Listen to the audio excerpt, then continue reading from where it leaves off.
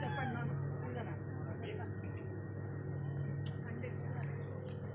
మనస్ఫూర్తిగా ఒక 2 మాటలు చెప్పినా చాలమ్మా.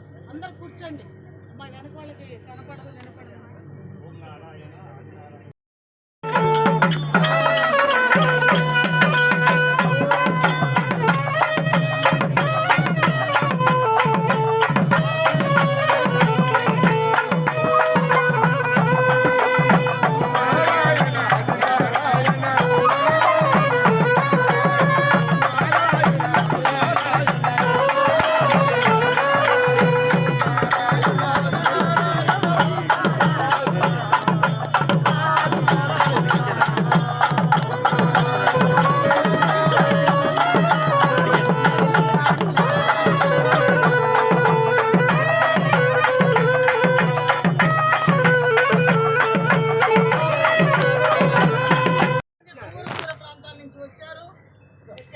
ఎందుకు రాబడ్డాము, దేనికోసం రాబడ్డాము ఇక్కడికి అంటే వాళ్ళు మనకి మార్గదర్శకంగా ఉన్నారు.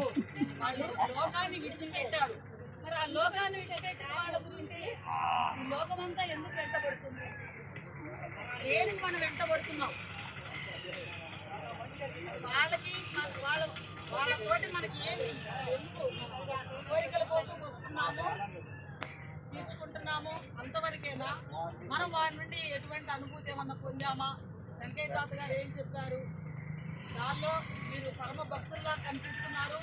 ఆ భజనలో మిమ్మల్ని చూస్తుంటే ఎంతో లీనమయ్యి అమ్మ మీద ప్రేమతోటి, తాత మీద ప్రేమతోటి చేసినట్టుగా నాకు అనిపించింది.